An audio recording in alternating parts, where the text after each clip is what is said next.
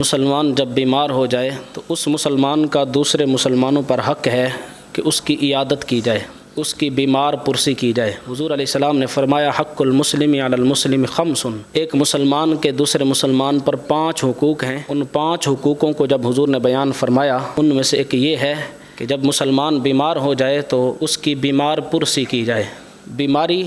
مسلمان کے لیے اللہ کی طرف سے رحمت بن کر آتی ہے۔ ایک حدیث پاک کے اندر آتا ہے، حضور علیہ السلام نے فرمایا اللہ تعالیٰ نے کبھی اپنے بندے کے لیے کوئی ایک خاص مقام مقرر کیا ہوتا ہے، یعنی جنت میں،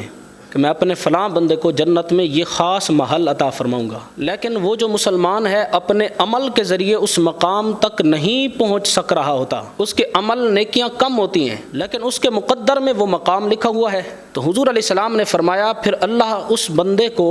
کسی آزمائش کے اندر مبتلا کر دیتا ہے، اور وہ آزمائش یا تو جسمانی ہوتی ہے یا مالی ہوتی ہے یا اولاد کی طرف سے ہوتی ہے۔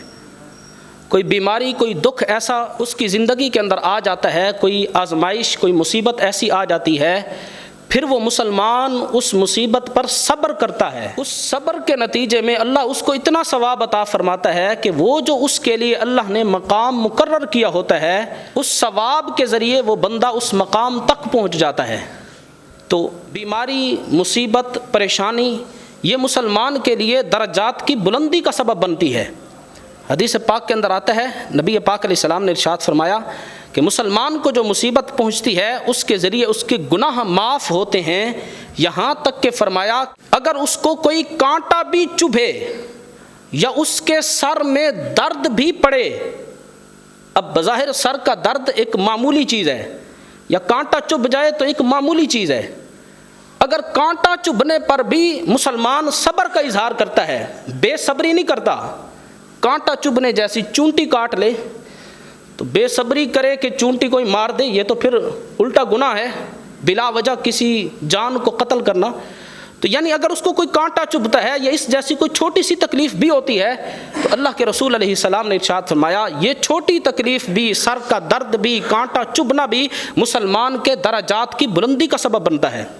اور گناہوں سے معافی کا اور گناہ کے مٹ جانے کا مسلمان کے لیے یہ سبب بنتا ہے۔ تو مصیبت اگر زندگی کے اندر آ جائے تو اس پر صبر کرنا چاہیے۔ ایک حدیث پاک کے اندر آتا ہے، حضرت انس بن مالک فرماتے ہیں کہ انتہا رسول اللہ صلی اللہ علیہ وسلم الی شجر، حضور ایک درخت کے پاس تشریف لے کر گئے، فہزہا، اس کی ٹہنیوں کو پکڑ کر حضور نے جھٹکا دیا، ہلایا۔ جب حضور نے ٹہنیوں کو پکڑ کر ہلایا تو اس کے پتے گرے، جب اس درخت کے پتے گرے تو نبی پاک علیہ الصلوۃ والسلام نے ارشاد فرمایا کہ جس طرح میں نے اس درخت کو ہلایا ہے اور اس کے پتے جلدی جلدی گرے ہیں، مسلمان کو جب کوئی مصیبت پہنچتی ہے تو اس کے گناہ اس سے بھی جلدی جھڑ جاتے ہیں، پتوں کے برابر بھی نہیں۔ فرمایا اسرع منی فی ہذہ شجرہ، میں نے یہ جو درخت کو پکڑ کر ہلایا ہے، جس طرح اس کے پتے گرے ہیں اس سے بھی جلدی مسلمان کے گناہ جھڑ جاتے ہیں جب مسلمان پر کوئی دکھ، کوئی مصیبت آتی ہے اور اس پر وہ صبر کرتا ہے۔ تو کوئی زندگی کے اندر مصیبت آئے، کوئی پریشانی آئے تو اس پر صبر کرنا چاہیے۔ جب بندہ صبر کرتا ہے تو صبر پر اجر اتنا ہے کہ میں نے آپ کو حدیث پاک سنا دی، کبھی کبھی بندہ اپنے مقرر شدہ مقام، وہ جو جنت میں اس کا مقام ہے، اس تک اپنے عمل کے ذریعے نہیں پہنچ رہا ہوتا، پھر اللہ زندگی کے اندر کوئی آزمائش، کوئی مصیبت اس کی زندگی کے اندر ڈال دیتا ہے تاکہ وہ اس پر صبر کرے، اور صبر کے نتیجے میں جو اس کو اجر ملے گا اس اجر کے بدلے میں اللہ اس کو جنت میں وہ بلند مقام عطا فرماتا ہے۔ حضرت انس بن مالک سے ایک واقعہ مروی ہے، حضرت انس بن مالک رضی اللہ تعالیٰ عنہ ایک مرتبہ بیمار ہوئے تو ایک شخص آپ کو پوچھنے آیا، تیمارداری کے لیے آیا، تو اس نے کہا یا ابا حمزہ لولا بعود منزلی، اگر میرا گھر آپ کے گھر سے دور نہ ہوتا نا تو میں آپ کی بیمار پرسی کرنے روزانہ آتا۔ اس کو آپ سے محبت تھی، ظاہر ہے صحابی رسول ہیں حضرت انس بن مالک، تو وہ کہنے لگا میرا گھر بہت دور ہے لیکن محبت بہت ہے آپ سے، اگر آپ کا گھر قریب ہوتا میرے گھر کے تو میں روزانہ آپ کے پاس آتا۔ تو اس وقت حضرت انس بن مالک لیٹے ہوئے تھے اور اپنے چہرے مبارک پر آپ نے کپڑا ڈالا ہوا تھا، تو آپ نے اس مسلمان کی جب بات سنی تو آپ اٹھ کر بیٹھ گئے اور اپنے مبارک چہرے سے کپڑا ہٹایا۔ آپ نے فرمایا سن، میں تجھے پھر اللہ کے نبی کا ایک فرمان سناتا ہوں، تجھے حدیث پاک سناتا ہوں۔ تو پھر آپ نے حدیث سنائی، آپ نے فرمایا میں نے اللہ کے رسول سے سنا، آپ علیہ السلام نے ارشاد فرمایا من عاد مریضا خاض فی الرحمۃ حتی یبلغہ فاذا قعد عنده غمرته الرحمہ، فرمایا کہ حضور علیہ السلام نے ارشاد فرمایا جب کوئی شخص کسی دوسرے مسلمان مریض کی عیادت کے لیے جاتا ہے، جب وہ جا رہا ہوتا ہے، راستے میں ہوتا ہے، تو اللہ کی رحمت میں غوطے لگا رہا ہوتا ہے۔ پھر فرمایا جب جا کر مریض کے پاس بیٹھ جاتا ہے تو اللہ کی رحمت میں ڈوب جاتا ہے۔ اتنی رحمتیں اس پر نازل ہو رہی ہیں جو تیمارداری کے لیے جاتا ہے۔ تو حضرت انس بن مالک نے فرمایا کہ جب میں نے اللہ کے رسول سے یہ بات سنی تو میں نے عرض کی ھذا لعائز المریض فما للمریض، میں نے عرض کی یا رسول اللہ یہ اجر تو اس کے لیے ہے جو بیمار کی بیمار پرسی کرنے گیا ہے، خود تو صحت مند ہے نا، جو بیمار کو پوچھنے گیا ہے اس پر اتنا اللہ کا کرم ہے کہ اللہ کی رحمت میں غوطے لگا رہا ہے، جا کر بیٹھا ہے تو رحمت میں ڈوب گیا ہے۔ یا رسول اللہ یہ تو بتاؤ فما للمریض، مریض کو اللہ کتنا ثواب عطا فرماتا ہے؟ یہ ثواب تو اس کے لیے جو صحت مند ہے اور مریض کو صرف چند منٹ کے لیے پوچھنے گیا ہے، اس کی تیمارداری کے لیے گیا ہے۔ یا رسول اللہ وہ شخص جو اللہ کی طرف سے آئی ہوئی مصیبت پر صبر کر رہا ہے اس کو اللہ کتنا ثواب عطا فرماتا ہے؟ جب حضرت انس بن مالک نے یہ پوچھا تو نبی پاک علیہ السلام نے پھر ارشاد فرمایا اذا مرض العبد ثلاثه ایام خرج من ذنوبه كيوم ولدته امه، نبی پاک علیہ السلام نے ارشاد فرمایا جب کوئی شخص بیمار ہو جائے 3 دن، تو 3 دن مسلسل بیماری میں جو رہتا ہے اللہ تبارک و تعالیٰ اس کے گناہوں کو اس طرح جھاڑ دیتا ہے۔ نبی پاک علیہ السلام نے فرمایا خرج من ذنوبه كيوم ولدته امه، وہ اپنے گناہوں سے اس طرح پاک ہو کر نکلتا ہے گویا کہ اس کی ماں نے اس کو آج جنم دیا ہے۔ تو وہ جو اللہ کی طرف سے ایک آزمائش آئی ہے، ایک بیماری آئی ہے، جب وہ اس پر صبر کرتا ہے اور اللہ کی رضا پر راضی رہتا ہے تو نبی پاک علیہ السلام نے فرمایا بیمار کو جو پوچھنے آیا ہے وہ تو اللہ کی رحمتوں میں ڈوب گیا، اور وہ شخص جو بیمار پڑا ہے اس کے گناہوں کا کفارہ وہ بیماری اس طرح کر رہی ہے۔ نبی پاک علیہ السلام نے فرمایا وہ جب 3 دن کے بعد بیماری سے نکلتا ہے یوں پاک ہو چکا ہوتا ہے گویا کہ اس کی ماں نے اس کو آج جنم دیا ہے۔ اور ایک حدیث پاک کے اندر حضور علیہ السلام نے فرمایا یہ جو بخار ہے اس کو لوہار کی بٹھی کی طرح سمجھو، جس طرح اس کے اندر زنگ آلود بٹھی کے اندر لوہا ڈال دیا جاتا ہے اور وہ بٹھی لوہے سے زنگ کو، گند کو، میل کو دور کر دیتی ہے۔ حضور علیہ السلام نے فرمایا جب مسلمان کو بخار آتا ہے تو بخار مسلمان سے گناہوں کو اس طرح دور کر دیتا ہے جس طرح بٹھی لوہے سے زنگ کو دور کر دیتی ہے۔ ایک عورت کو حضور پوچھنے کے لیے گئے تو وہ بیمار تھی، تو وہ بخار کو برا بھلا کہنے لگی، تو نبی پاک علیہ السلام نے فرمایا بخار کو تو گالیاں نہ دے، حضور نے اس کو روکا۔ پھر حضور علیہ السلام نے فرمایا تھا یہ بخار مسلمان کے گناہوں کو جھاڑنے کے لیے اور مسلمان کے درجات کی بلندی کے لیے آتا ہے۔ تو یہ جو بیماریاں ہیں اگر زندگی کے اندر کوئی دکھ آ جائے تو اس پر صبر کرنا چاہیے، اللہ کی رضا پر راضی رہنا چاہیے، اس سے درجات کی بلندی ہوتی ہے۔ ایک حدیث پاک کے اندر آتا ہے حضرت عبداللہ ابن مسعود فرماتے ہیں ہم حضور کی بارگاہ میں حاضر تھے تو نبی پاک علیہ السلام اچانک مسکرانے لگے، تو جب ہم نے حضور کا تبسم دیکھا تو ہم نے عرض کی بیما تبسمت یا رسول اللہ، حضور مسکرا کیوں رہے ہیں؟ تو نبی پاک علیہ السلام نے فرمایا مسلمان کی ایک بات پر تعجب کر رہا ہوں اور مسکرا رہا ہوں۔ یا رسول اللہ وہ مومن کی مسلمان کی کون سی بات ہے؟ نبی پاک علیہ السلام نے فرمایا کہ مومن کی یہ بات کہ جب اس پر کوئی دکھ اور مصیبت آتی ہے تو وہ جزا فضا کرنے لگتا ہے، ناشکری کرنے لگتا ہے اور بے صبرہ ہو جاتا ہے، میں اس پر تعجب کر رہا ہوں۔ یا رسول اللہ تعجب کی کیا بات ہے؟ فرمایا کہ لو یعلم ما له فی السقم، اگر مسلمان مومن کو پتہ چل جائے نا کہ بیماری میں اللہ نے میرے لیے کتنا اجر رکھا ہے، یہ جو میں بیمار ہوا ہوں، تھوڑی سی تکلیف آئی ہے، تھوڑا سا دکھ آیا ہے، فرمایا اگر مومن کو پتہ چل جائے کہ اس کے لیے اس بیماری میں کتنا اجر ہے، تو پاک نبی علیہ السلام نے فرمایا احب ان یکون سقیما حتی یلقى ربہ، فرمایا پھر مومن یہ خواہش کرے، یہ پسند کرے کہ مرتے دم تک میں بیمار ہی رہوں، اگر اتنا ثواب ملتا ہے تو میں صحت مند ہوں ہی نہ۔ فرمایا اگر مسلمان کو بتا دیا جائے کہ تیرے درجات کی بلندی کتنی ہو رہی ہے بیماری کے اندر اور بیماری پر صبر کرنے پر، کہ بیمار ہو کر بھی اللہ کی حمد کر رہا ہے، بیمار ہو کر بھی الحمدللہ کہہ رہا ہے، تو پاک نبی علیہ السلام نے فرمایا اگر مومن کو پتہ چل جائے نا کہ کتنے درجات کی بلندی اس بیماری پر صبر کرنے میں ہے، فرمایا کہ پھر مومن تو ہمیشہ یہی خواہش کرے کہ میں صحت مند ہوں ہی نہ، ہمیشہ میں بیمار ہی رہوں یہاں تک کہ اپنے رب سے جا ملوں، یعنی مرتے دم تک میں بیمار ہی رہوں۔ اچھا اسی حدیث پاک کے اندر آتا ہے کہ تھوڑی دیر کے بعد پھر حضور دوبارہ مسکرائے، ثم تبسم ثانیۃ، پھر دوبارہ مسکرائے، تو صحابہ فرماتے ہم نے عرض کی یا رسول اللہ اب کیوں مسکرائے، مسکرانے کی کیا وجہ ہے؟ فرمایا 2 فرشتوں کو دیکھ کر مسکرا رہا ہوں۔ یا رسول اللہ فرشتے کیسے؟ فرمایا فرشتے ایسے جو آسمان سے اترے زمین پر اللہ کے ایک بندے کا ثواب لینے کے لیے۔ اللہ کا ایک بندہ زمین پر نیکی کرتا ہے اور آسمان سے فرشتے آتے ہیں اس کا ثواب اللہ کی بارگاہ میں لے جاتے ہیں۔ فرمایا آج جب وہ آئے تو اس وقت وہ بندہ نیک کام کر ہی نہیں رہا تھا، وہ خالی واپس لوٹ گئے۔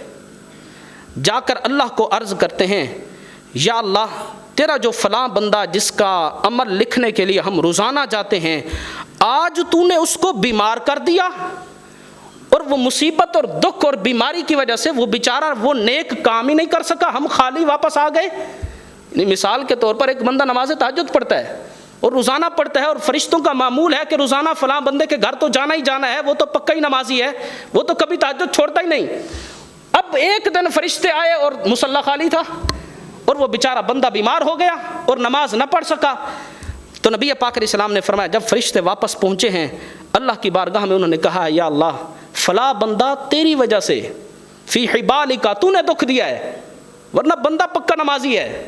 تو نے دکھ دیا، بیچارہ بیمار ہو گیا، یا اللہ آج وہ نیکی نہیں کر سکا۔ تو جب فرشتے جا کر یہ بات اللہ کی بارگاہ میں عرض کرتے ہیں قال اللہ، اللہ فرماتا ہے اکتبوا لعبدی عملہ الذی کان یعمل فی یومہ ولیلتہ، اللہ فرماتا ہے رات دن میں میرا وہ بندہ جو پہلے صحت مند تھا، جو بھی عمل کرتا تھا، بیماری کے بعد بیماری کی وجہ سے وہ عمل نہیں کر سک رہا، اللہ فرشتوں کو حکم دیتا ہے جس طرح صحت مندی کے زمانے میں عمل کرتا تھا اور تم اجر لکھتے تھے، اب بھی اگر وہ عمل نہیں بھی کر رہا پھر بھی تم اس کا اجر لکھتے رہو، ثواب لکھتے رہو، یہاں تک کہ اللہ فرماتا ہے لا تنقصوا منہ شیئا، جس طرح وہ صحت مندی کے زمانے میں عمل کرتا تھا اور اس کو روزانہ ثواب ملتا تھا، اس ثواب سے کچھ بھی کم نہ کرنا، اس لیے کہ بیمار اور دکھ میں نے دیا ہے، بیماری میں نے دی ہے، اگر وہ نہیں کر رہا تو پھر بھی میں اللہ اس کو ثواب عطا فرماتا رہوں گا۔ حضرت عبداللہ بن مسعود کے بارے میں اور ایک اور صحابی کے بارے میں آتا ہے کہ ایک مرتبہ وہ بیمار ہوئے تو کچھ لوگ پوچھنے گئے تو وہ رو رہے تھے، تو لوگوں نے کہا کہ حضرت کیا موت سے ڈر لگ رہا ہے اس لیے رو رہے ہو؟ تو انہوں نے ارشاد فرمایا نہیں اس لیے نہیں رو رہا، رو اس بات پر رہا ہوں کہ بیماری آئی ہے تو بڑھاپے میں آئی ہے، کاش کہ جوانی میں آتی اور جوانی میں نیکیاں زیادہ کرتا تھا، اب بڑھاپے میں آئی ہے تو جو میرا بیماری کے حالت میں ثواب لکھا جا رہا ہوگا وہ کم ہوگا، بڑھاپے والا ہوگا، اگر یہ جوانی میں آتی تو میرا ثواب بھی جوانی والا لکھا جاتا۔ بندہ اگر نیک صالح ہو، اللہ کا فرما بردار ہو، پھر اگر وہ بیمار ہو جائے اور اس دکھ اور بیماری کی وجہ سے کوئی عمل نہ کر سکے تو وہ ثواب رک نہیں جاتا بلکہ اللہ کی رحمتیں مزید اس پر ہو جاتی ہیں اور وہ ثواب مسلسل اسی طرح چلتا رہتا ہے۔ تو یہ تو بہت سارے خطاب ہم نے بیماری پر کر لیا اور اس کی فضیلت پر کر لیا، اصل جو ہمارا موضوع تھا بیمار کی تیمارداری، اگر کوئی بیمار ہو جائے تو نبی پاک علیہ السلام نے اس کا حکم دیا ہے کہ کوئی بیمار ہو جائے تو اس کی تیمارداری کے لیے جاؤ، اور تیمارداری کے لیے جانا، اور یہ ادلا بدلا بھی نہیں ہونا چاہیے۔ ہم تو ادلے بدلے کے طور پر جاتے ہیں کہ وہ آیا تھا تو اس لیے میں جا رہا ہوں، وہ نہیں آیا تھا تو میں نہیں جاؤں گا، اور عورتیں بھی خراب کرتی ہیں، گھر کی خواتین بھی مرد کو نیکی کرنے سے روکتی ہیں، وہ کہتی ہیں اس نے تیرے ساتھ اتنا برا کیا تو اچھا کیوں کرے گا؟ بھئی اس نے برا کیا ہے تو ہم بھی کیا برا کریں، کیا ہم بھی اس جیسے ہو جائیں؟ ہم نے تو شریعت پر عمل کرنا ہے، اگر وہ پوچھنے نہیں بھی آیا تھا تو ہم جائیں گے،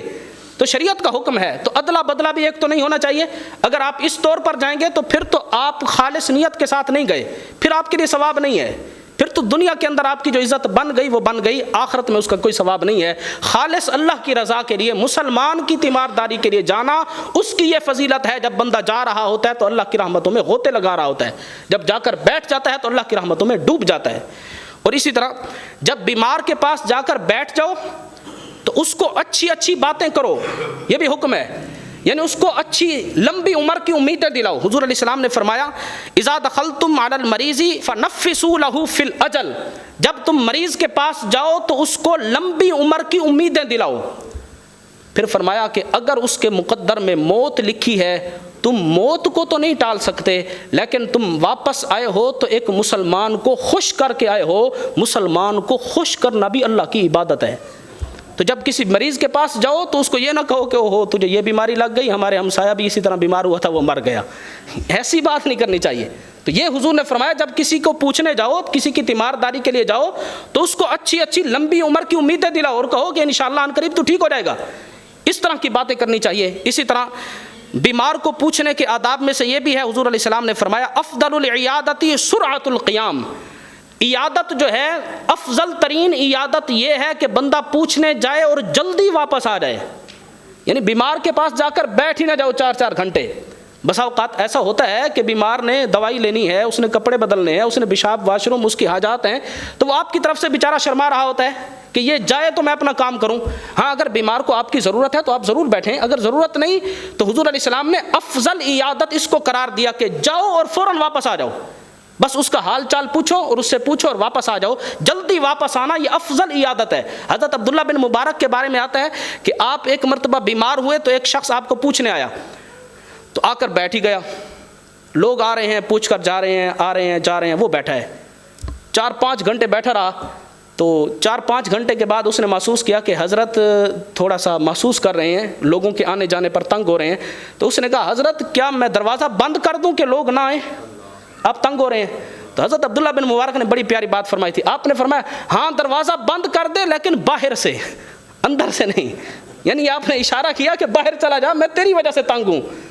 تو حضور علیہ السلام نے یہی فرمایا کہ جب کسی بیمار کی تیمارداری کے لیے جاؤ تو افضل العیادتی سرعۃ القیام، عیادت میں سے افضل عیادت یہ ہے کہ بندہ جلدی واپس آ جائے۔ تو یہ چند باتیں میں نے بیمار کی تیمارداری کے حوالے سے اس کے آداب بیان کیے ہیں۔ اللہ تبارک و تعالی ہم سب کو عمل کی توفیق عطا فرمائے۔